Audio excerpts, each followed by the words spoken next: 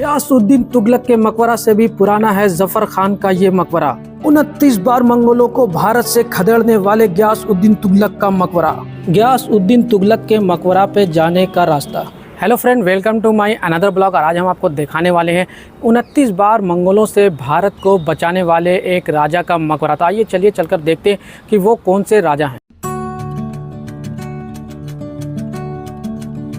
गियासुद्दीन तुगलक का मकबरा है जो बिल्कुल आप देख सकते हैं कि यहाँ से दोनों साइड में इसके जंगल ही जंगल है। और जैसा मैंने बताया कि ये वो राजा है जिन्होंने मंगोलों को 29 बार भारत से खदेड़ा है, यानी भारत को 29 बार मंगोलों से बचाया है। तो अभी देख सकते हैं सामने जो आपको दिख रहा है, मैं दिखाता हूँ। यहाँ पे दो गुंबद आपको देखने को मिलेगा। एक बड़ा वाला गुंबद जो है वो गियासुद्दीन तुगलक का है और उसके नीचे एक ये छोटा वाला गुंबद है। तो मैं वो गुंबद के अंदर किसका मकबरा है, जो गियासुद्दीन तुगलक के मकबरा से भी पुराना मकबरा है, अभी हम वो आपको अंदर चल के दिखाएंगे। तो यहाँ पे आप देख सकते हैं कि जब भी आप आएंगे तो आपको काफ़ी सारे यहाँ पे बंदर देखने को मिलेगा। ये देख सकते हैं आपको हर जगह पे बंदर देखने को मिलेगा। और ये बंदर ऐसे हैं कि आपके हाथ से कोई भी सामान छीन करके भाग सकते हैं। तो आप यहाँ पे जब भी आएँ तो खाने पीने का चीज़ जो है वो हिफाजत से लाए, नहीं तो वो ये बंदर जो है आपके ऊपर हमला कर सकते हैं। आप देख सकते हैं कि किस तरीके से इस जगह को बनाया गया था। तो गियासुद्दीन तुगलक जो थे उनके बारे में मैं पहले आपको बता दूं कि वो कोई राजा नहीं थे, बल्कि अपनी काबिलियत के वजह से वो राजा बने थे। जी हाँ, गियासुद्दीन तुगलक अलाउद्दीन खिलजी के सेना में एक अधिकारी थे और उन्होंने काफ़ी टाइम उनके अंडर काम किया। उसके बाद उनका किस्मत साथ दिया, उनका मेहनत रंग लाया और वो यहाँ पे बन गए दिल्ली के राजा। तो ये देख सकते हैं कि किस तरीके से यहाँ पे ये एक बुर्ज खड़ा है और इस बुर्ज के बाहर जो है आपको सुराखें देखने को मिल रही हो। देख सकते हैं कि कितने भारी चट्टानों से और पत्थरों से ये इनका मकबरा बना हुआ है। मैं अभी आपको पूरा व्यू दिखाता हूँ। यहाँ पे आपने एक ये बुर्ज देखा और जस्ट इसके दूसरे साइड भी आप एक बुर्ज देख सकते हैं, वहाँ पर भी एक बुर्ज खड़ा है। यहाँ पे हमें बाहर से जो है दो बुर्ज देखने को मिल रहा है। काफ़ी विशाल गेट है और यहाँ पे काफ़ी स्पेस भी है। इसके चारों तरफ जो है आप देख सकते हैं कि जंगल है। इस जंगल के नीचे खाई है, उस खाई में पूरे में पानी भरा हुआ करता था। इसी के जस्ट सामने आप देख सकते हैं तुगलकाबाद फोर्ट है जो गियासुद्दीन तुगलक ने बनाया था, लेकिन ये बिल्कुल वीरान हो चुका है। इस फोर्ट पे पहले ये फोर्ट बनाया गया था, उसके बाद इनका ये मकबरा बना है। तो आप देख सकते हैं जब भी आप यहाँ पर आएँ तो पहले आप इस फोर्ट के पास से जाके टिकट लें। वो टिकट लेने के बाद आप दोनों साइड आ सकते हैं, फोर्ट पर भी जा सकते हैं और इनके मकबरा पर भी आ सकते हैं। तो चलिए हम चलते हैं इनके मकबरा के अंदर।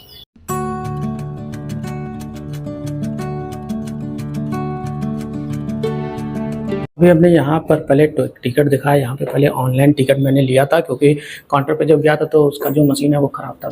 जैसे ही हम इसके सामने आए, अंदर आए, यहाँ पे बिल्कुल हमको यहाँ पे गियासुद्दीन तुगलक के बारे में सारा डिटेल लिखा हुआ मिला। बिल्कुल इसके सामने मैं दिखा रहा हूँ आपको, ये देख सकते हैं ये है गियासुद्दीन तुगलक का मकबरा और इसके ऊपर काफ़ी बड़ा ऐसा गुंबद बना हुआ है। वो गुंबद वाइट संगमरमर से बना हुआ और उसके ऊपर एक कमल के डिज़ाइन जैसा बना हुआ है। और देख सकते हैं कि किस तरीके से इस गुंबद को छोटे छोटे संगमरमर को काट कर यहाँ पे जोड़कर इस गुंबद को बनाया गया है। और इसके नीचे रेड स्टोन पत्थर का बनाया गया इनका नीचे का हिस्सा है। ऐसा लग रहा है जैसे किसी के ऊपर जो है एक ताज रखा हुआ। ये गुंबद जो आपको देख रहा है ये बिल्कुल ताज जैसा दिख रहा है। और नीचे का जो स्पेस है वो देख सकते हैं कि काफ़ी चौड़ा है। और ये पूरा जो मकबरा बना हुआ है ये चौड़ाई में बना हुआ है और इसके ऊपर जाते ही ये मकबरा थोड़ा सा छोटा हुआ है।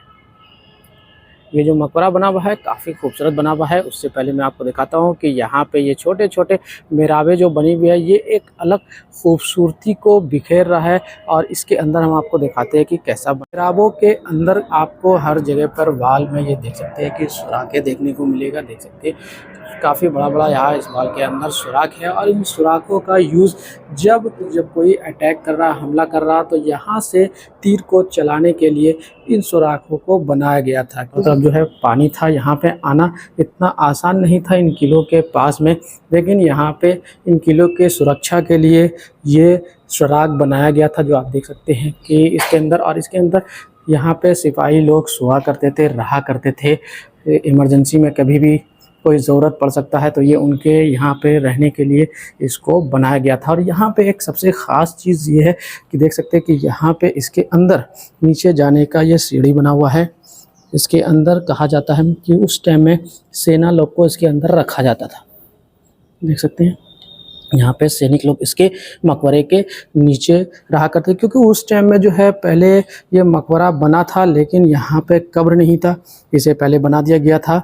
और ये देख सकते हैं कि यहाँ पे किस तरीके से ये खुफिया रास्ता है अंदर बनाया गया था, एक रास्ता बनाया गया था, लेकिन ये अब जो है हो चुका है बंद। तो अभी मैं आपको इसके बाहर लेकर के चलता हूँ और इसके चारों साइड का मैं भी आपको दिखाने की कोशिश करता हूँ। ये चारों साइड जो है इसी तरीके का मेहराब नुमा डिज़ाइन बना हुआ है और इसके पीछे दीवार बना हुआ है। उस दीवारों में मैंने भी आपको दिखाया कि सुराख बना हुआ है और उन सुराखों में तीर से वार करने के लिए यानी कोई सुरक्षा के लिए इस जगह को बनाया गया था।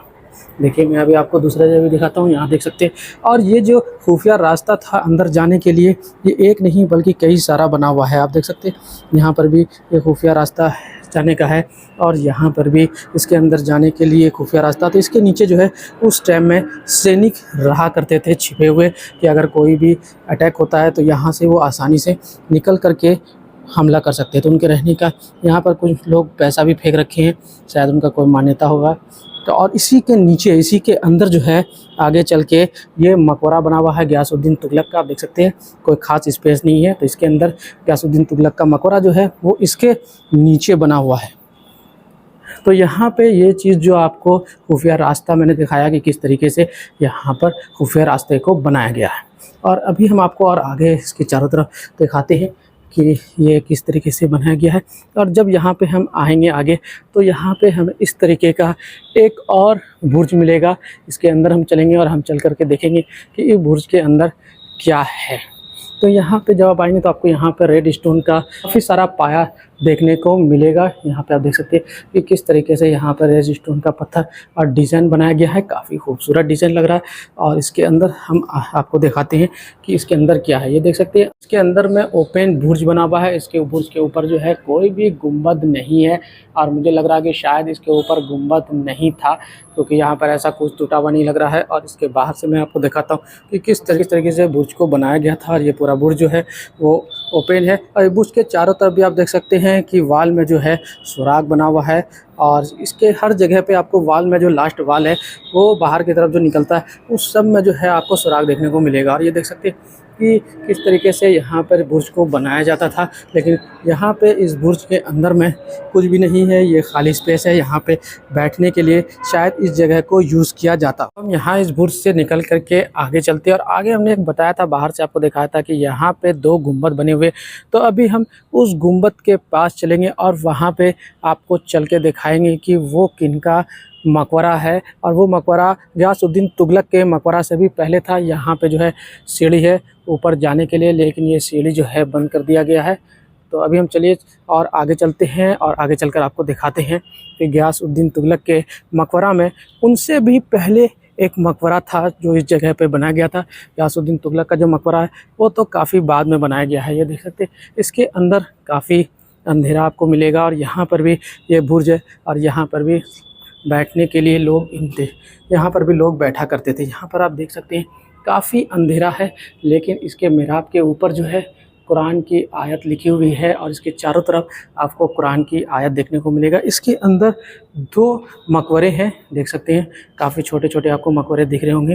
लेकिन ये मकबरा जो है जफ़र खान का मकबरा है, जो गयासुद्दीन तुगलक के टाइम में एक सेनापति हुआ करते थे और वो काफ़ी ख़ास सेनापति थे। तो गयासुद्दीन तुगलक ने पहले इनका मकबरा बनवाया था और इसी जगह को देखने के बाद गयासुद्दीन तुगलक ने भी अपना मकबरा यहाँ पे बनवाया, क्योंकि उससे पहले गयासुद्दीन तुगलक का जो मकबरा था उन्होंने अपने उस जगह के लिए पाकिस्तान का एक जगह चुना, यानी पाकिस्तान में उन्होंने अपने मकबरा को बनवाने के लिए बोला था। लेकिन इनके मकबरा के बाद उन्होंने भी अपना मकबरा यहीं पे बनवाने का फैसला। यहाँ पे 2 मकबरा मिलेगा, एक जफ़र खान का मकबरा जो है वो ये जफ़र खान का मकबरा है, और ये उनकी बेगम का मकबरा यहाँ पे आपको देखने का मिलेगा। ये जो है लाल स्टोन पत्थर से बना हुआ उनकी बेगम का मकबरा है, और ये काफ़ी अंधेरा जगह है। इसकी हर दीवार, हर मेहराब के ऊपर कुरान की आयत लिखी हुई है। ये जब आप अंदर आएंगे तो यहाँ पे आपको जफ़र खान का मकबरा भी देखने को मिलेगा, उनके साथ उनकी बेगम का मकबरा भी आप यहाँ पर देख सकते हैं। अब ये सामने जो है ये है गियासउद्दीन का मकबरा। अब हम इसके अंदर चलेंगे, बाहर से आप इसे एक बार देख लीजिए कि कितना काफ़ी बड़ा ये गेट है इसके अंदर जाने के लिए। अब हम इसके अंदर चल के आपको दिखाएंगे कि इसके अंदर में इनका मकबरा कैसा बना हुआ है। आप देख सकते हैं यहाँ पे गियासउद्दीन का मकबरा है, और इसके ऊपर जो है काफ़ी बड़ा ऐसा गोल गुंबद है। ये गुंबद जो है वो संगमरमर का बनाया गया था। ये काफ़ी बड़ा ऐसा गुंबद है। यहाँ पर कम लाइट की वजह से उतना क्लियर पता नहीं चल रहा है, लेकिन काफ़ी खूबसूरत, और ऐसा लग रहा है जैसे इस गुंबद को अभी अभी बनाया गया। और इसके चारों तरफ आप देख सकते हैं कि संगमरमर के डिज़ाइन से बनाया गया ये मेहराब है इसके ऊपर का, और इसके नीचे का जो हिस्सा है वो रेड स्टोन पत्थर से बनाया गया है। आप इसके चारों तरफ का एक बार व्यू देख लीजिए। इसके अंदर आने के लिए 3 गेट है, यहाँ पे देख सकते हैं 3 दरवाजे हैं इसके अंदर आने के लिए, और जो चौथा हिस्सा है वो यहाँ पे बंद है। यहाँ पे पश्चिमी द्वार पड़ता है, यानी पश्चिम का एरिया पड़ता है। तो ये जो है काबा के तरफ का इशारा करता है कि इस साइड जो है काबा है, मुसलमानों का काबा वो इस तरफ है। तो इसलिए यहाँ पे इस तरीके का बनाया गया। ये डिज़ाइन आपको ज़्यादातर मस्जिदों के अंदर मिलेगा। ये भी संगमरमर से बनाया गया है, रेड स्टोन पत्थर है, और ऊपर में ब्लैक पत्थर का यूज़ किया गया है। और यहाँ पे आप जब आएंगे तो आपको 3 मकबरा देखने को मिलेगा। आप देख सकते हैं ये जो मकबरा है ये गियासउद्दीन तुगलक का मकबरा है, और उसके जस्ट बगल में गियासउद्दीन तुगलक के बेटे का मकबरा है, और उसके बगल में जो ये है ये गियासउद्दीन तुगलक की बेगम का मकबरा है। और जो मकबरा है ये मकबरा तीनों अलग अलग डिज़ाइन का, अलग अलग साइज़ का आपको यहाँ पे मकबरा देखने को मिलेगा। अब ये गियासउद्दीन तुगलक जो है जब ये जिंदा थे तभी उन्होंने यहाँ पे अपना मकबरा बनवाने के लिए कह दिया था। उसके बाद गियासउद्दीन तुगलक जब इस दुनिया से गए, इनकी मौत हो गई, तब उनका मकबरा यहाँ पे बनवाया गया। कहा जाता है कि निज़ामुद्दीन औलिया दरगाह जब बन रहा था उसके पीछे एक बावली बन रही थी। उस बावली को नहीं बनने के लिए काफ़ी कोशिश गियासउद्दीन तुगलक ने किया था उस टाइम में, क्योंकि उससे पहले गियासउद्दीन तुगलक जब राजा बने थे उनसे पहले एक राजा थे जिन्होंने निज़ामुद्दीन औलिया को अपने दुआ करने के लिए पैसा देना चाहा, और उन्होंने तकरीबन कुछ पैसे दिए, और वो पैसा निज़ामुद्दीन औलिया ने शाम होने से पहले गरीबों को खाना खिला करके ख़त्म कर दिया। और उसके बाद वो राजा तो हार गया, गियासउद्दीन तुगलक की हुकूमत हुई, और गियासउद्दीन तुगलक ने ये ऐलान किया कि जिसे भी इससे पहले राजा ने पैसा दिया है या कोई भी सामान, कीमती सामान दिया है, वो गियासउद्दीन तुगलक को वापस करे। जब लोग निज़ामुद्दीन औलिया के पास गए पैसा मांगने के लिए कि आपको भी पैसा दिया है, तो उन्होंने कहा मैंने तो सारा पैसा ख़त्म कर दिया क्योंकि मैंने लोगों को, गरीबों को खिला दिया उस पैसे को। तो उस वजह से गियासउद्दीन तुगलक काफ़ी नाराज़ हो गए थे, और वहाँ से ही उनके दिल में, गियासउद्दीन तुगलक के दिल में निज़ामुद्दीन औलिया के लिए बैर पैदा हो गया। और जब गियासउद्दीन तुगलक के टाइम में निज़ामुद्दीन औलिया के यहाँ पे बावली बन रहा था, उस बावली को ना बनने की हर एक कोशिश गियासउद्दीन तुगलक ने करी, और उसके बाद उन्होंने वहाँ पे जितने भी मज़दूर थे उन मज़दूरों को मना कर दिया वहाँ पे काम करने के लिए, क्योंकि उसी टाइम में यहाँ पे तुगलकाबाद फोर्ट बन रहा था। उन्होंने कहा कि जितने भी मज़दूर कहीं भी काम कर रहे हैं वो सिर्फ तुगलकाबाद फोर्ट को ही बनाएंगे, और वो सारे मज़दूर दिन में यहाँ पर काम किया करते थे, और रात में जा कर के निज़ामुद्दीन के यहाँ पर जो बावली है उस बावली को बनाया करते थे। लेकिन वो बावली को बनाने के लिए तेल का यूज़ हुआ करता था, और गियासउद्दीन तुगलक ने तेल देने से भी लोगों को मना कर दिया था। गियासउद्दीन तुगलक जब बंगाल में जंग लड़ रहे थे तब उनको ये पता चला कि उनके बेटा जो है वो निज़ामुद्दीन औलिया के मुरीद हो गए हैं, तो वो काफ़ी गुस्सा गए, और उन्होंने निज़ामुद्दीन औलिया को पैगाम भेजाया कि मेरे दिल्ली पहुंचने से पहले आप दिल्ली को छोड़ते। तब निज़ामुद्दीन औलिया ने कहा कि दिल्ली बहुत दूर है।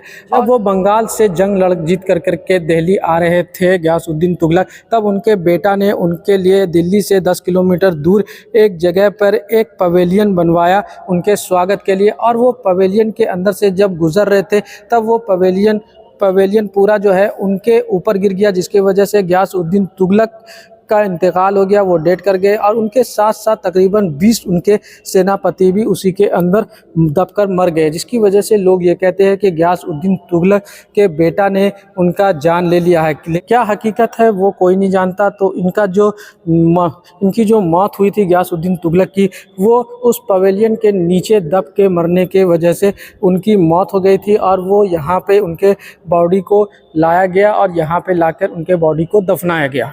तो ओके फ्रेंड, ये ब्लॉग होता है मेरा यहीं पे ख़त्म। उम्मीद करते हैं कि आपको मेरे द्वारा दिखाया गया ये वीडियो काफ़ी पसंद आया होगा। अगर पसंद आया तो प्लीज़ मेरे इस चैनल को लाइक और सब्सक्राइब ज़रूर करें। आइए हम चलते हैं एक नई खोज की तरफ।